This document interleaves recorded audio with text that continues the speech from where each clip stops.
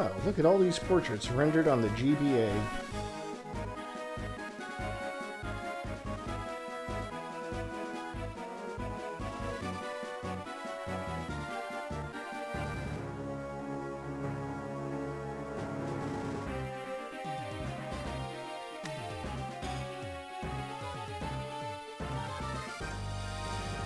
Hope you didn't blink and miss any of those in-game portraits.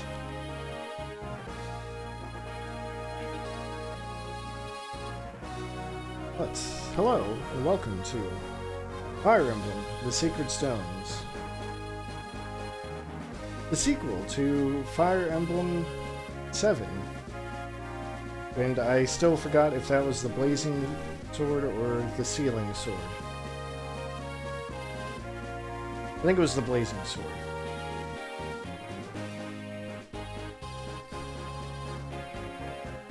Anyway, this is a Fire Emblem game that is actually a standalone. Like, it's not connected to any of the other games in any way. It's not a prequel, it's not a sequel.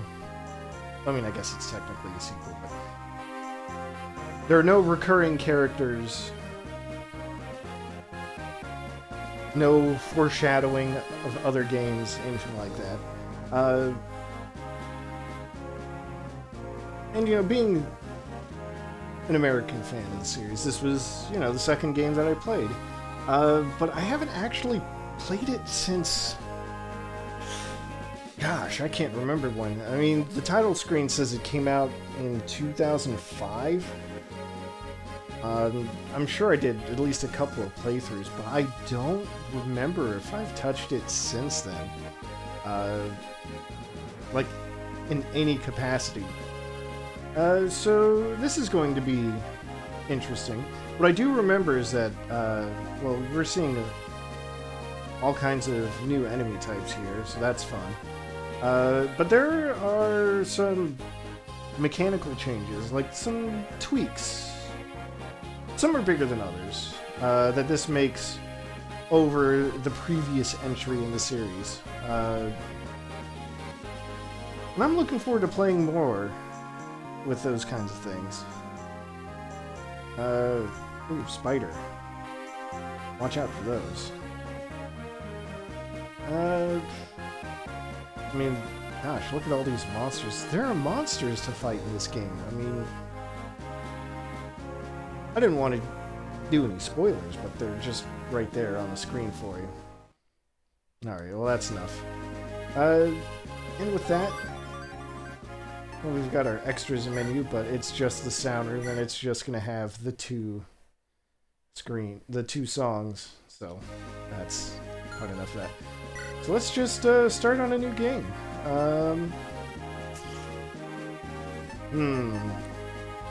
Got easy, normal, and difficult. I actually did not remember this.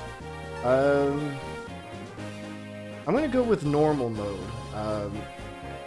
I'm just gonna trust that if you're watching this, you're familiar with some of the very basics of Fire Emblem, such as moving units around one at a time, and looking at the info screen to figure out what kind of damage you're going to do with your attacks, and how to trade items.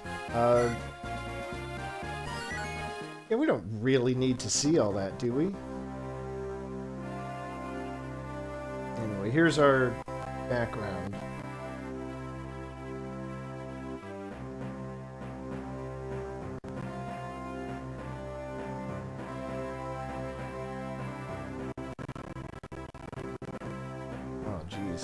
Slowdown is... what the hell is that about? That is happening on my end too. I don't know what's going on.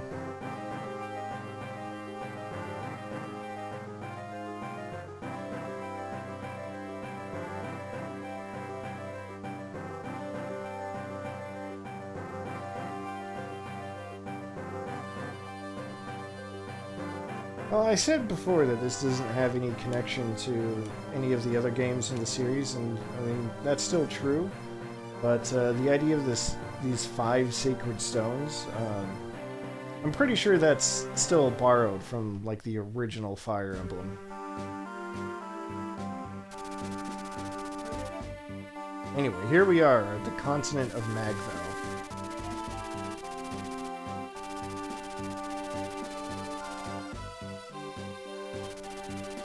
Alright, so it's been 800 years of peace, which is decidedly different from the 980 years since the war between dragons and mankind in the previous game.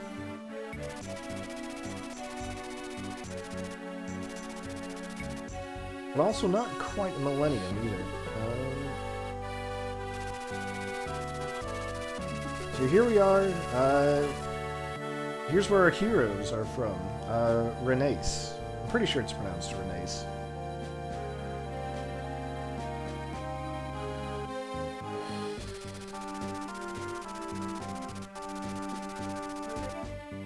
Alright, Sage King. Frelia.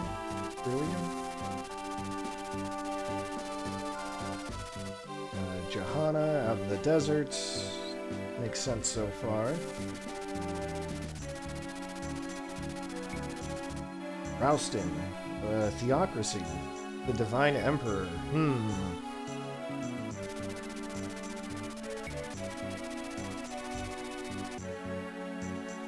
And the Silent Emperor. Grotto. Okay, those are names.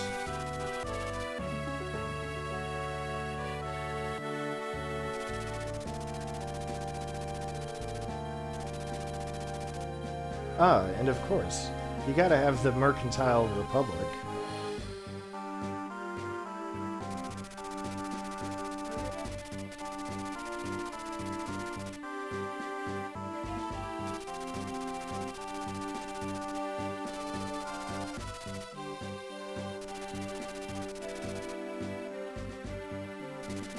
Oh, it's the year 803 in this era of peace.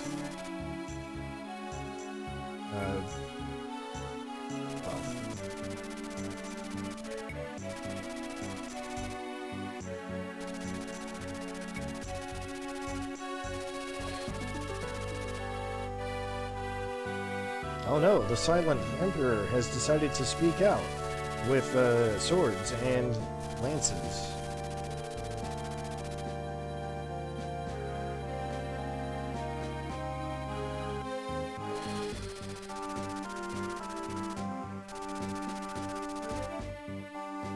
Well, that's less than ideal.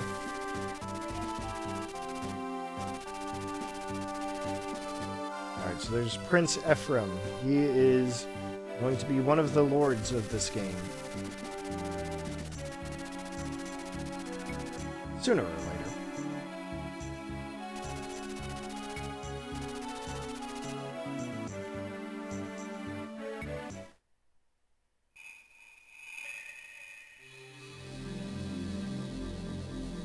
See, now we've got like a different chapter title screen and everything, so that's fun. It is.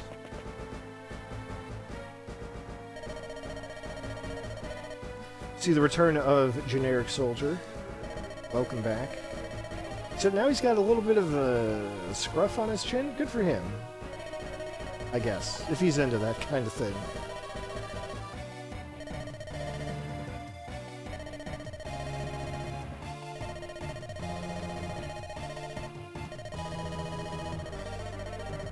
Alright, well, we've already established this. Ephraim has gone missing.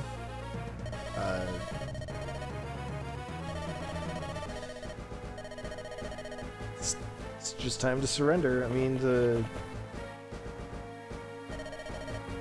that opening prologue thing did say it was inevitable. See, King Fado here, he knows.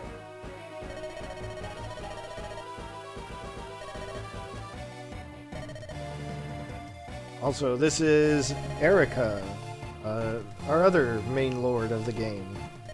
She's actually going to be the one we're starting with.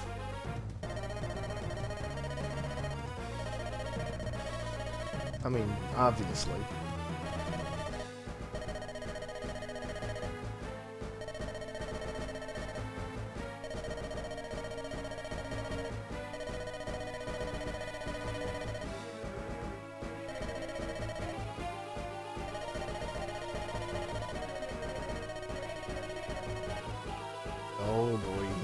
just blaming himself now.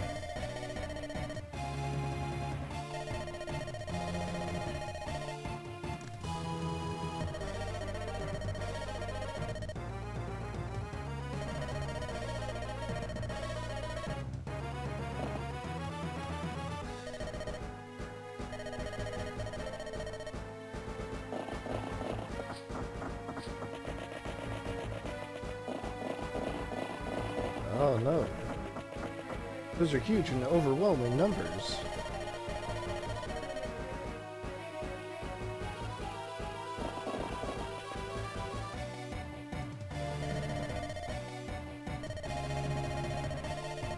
Alright, so we've got Seth and Franz, apparently.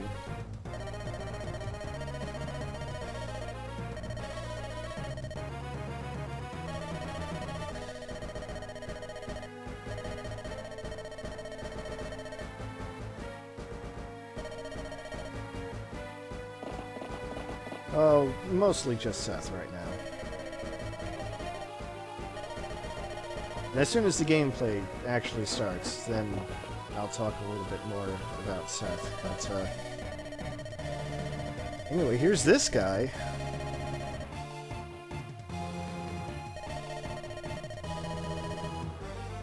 You couldn't tell he's evil. I'll tell you now, he's evil.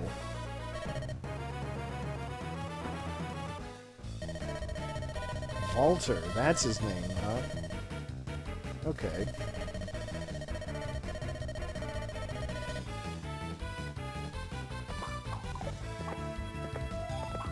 Good start, Seth. Alright, but he didn't die, and that's the important thing. But he knows the odds are against him. I mean, he's at a triangle disadvantage.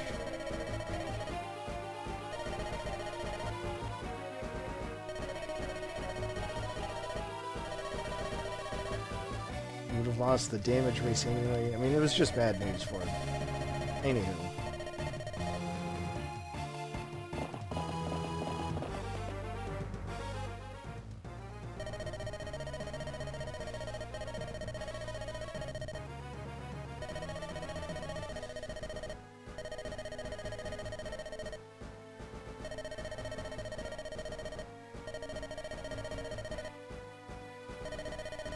Oh, always the gentleman, I guess. This man we know nothing about other than what we've seen in this opening scene.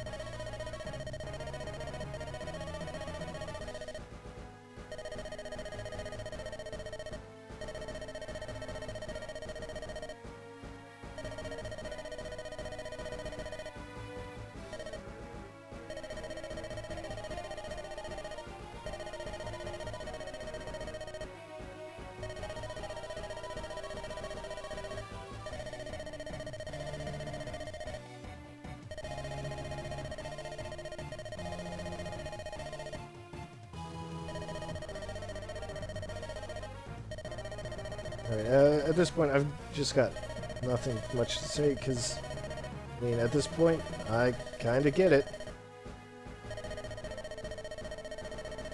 King is in danger, the prince is missing,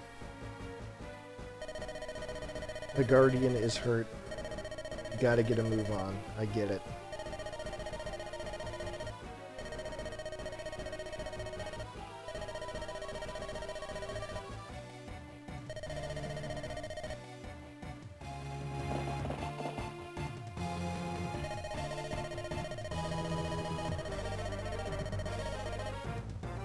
Order to move on. Okay. That's just a coincidence.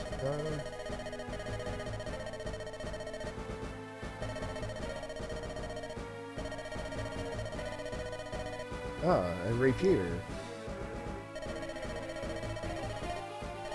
Just like Ellerwood. Just like Marth.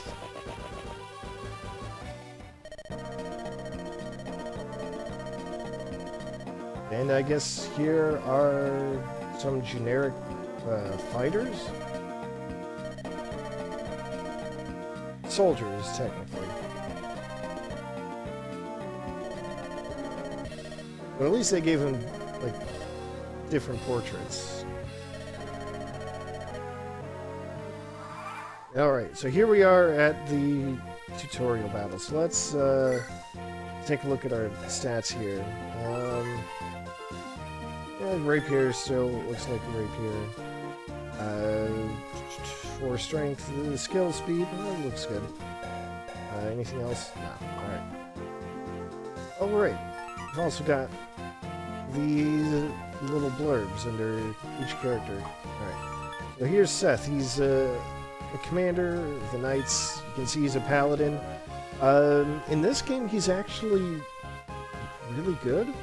You may recall, if you watched my last playthrough of Fire Emblem 7, or if you know anything about the series, you're maybe familiar with the Jagan character, named after a guy named Jagan, who is, you know, pre-promoted, and he starts off with pretty good stats, but he has terrible growth, so he's not going to get much better, most likely.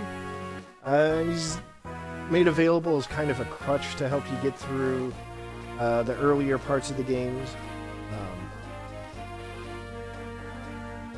And I totally forgot the name of it, but Seth here is basically the opposite of that archetype, which has its own name in the Fire Emblem fandom, I guess.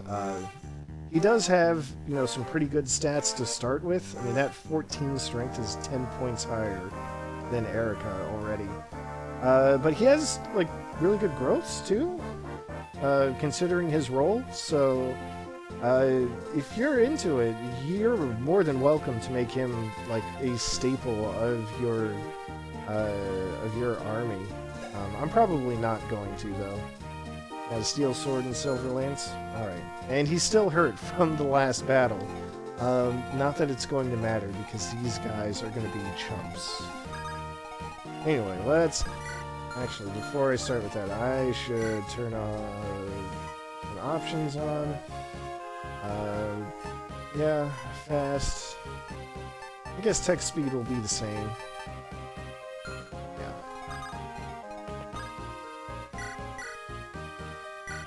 Here we go.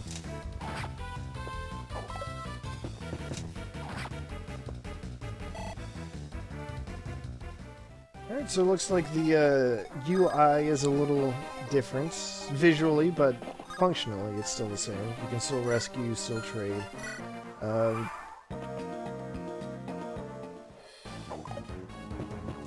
I'm not planning on using Seth very much in this opening bit.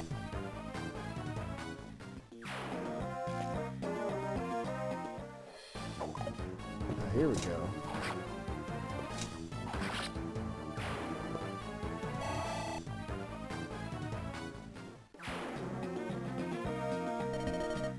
Alright, yeah, just the leader left, that's fine. Got our victory fanfare.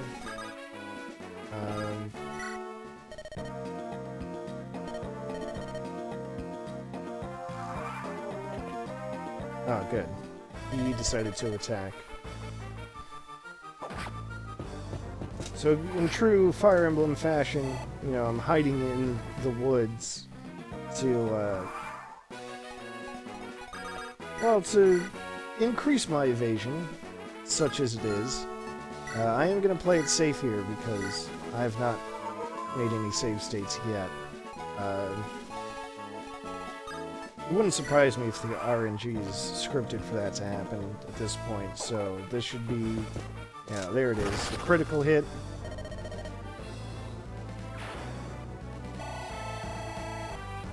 Loads of experience. Not a bad level.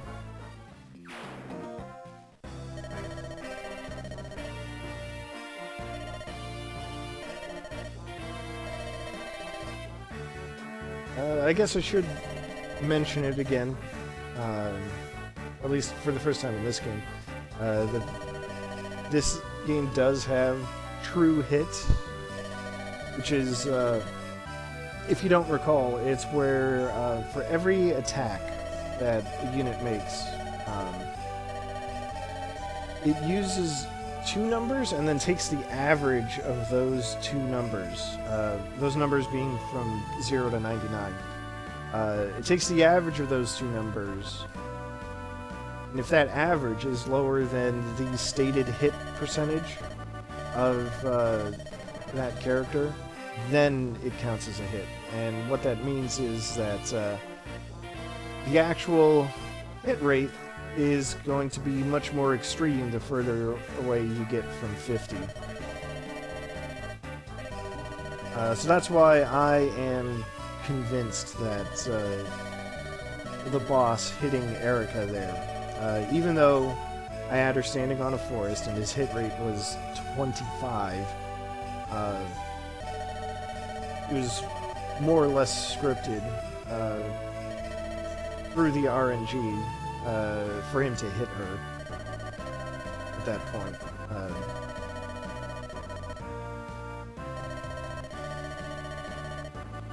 The other thing about the RNG in this game is that it's not generated at all. There is a list of numbers, and it just goes through the list one at a time, or two at a time, whatever the case may be. So yeah, that's the start of Fire Emblem.